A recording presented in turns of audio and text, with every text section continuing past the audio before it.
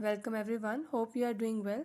In this video, I will show how to fix Galaxy Tab S10 Ultra screenshots not working. Before starting this video, please subscribe to this channel.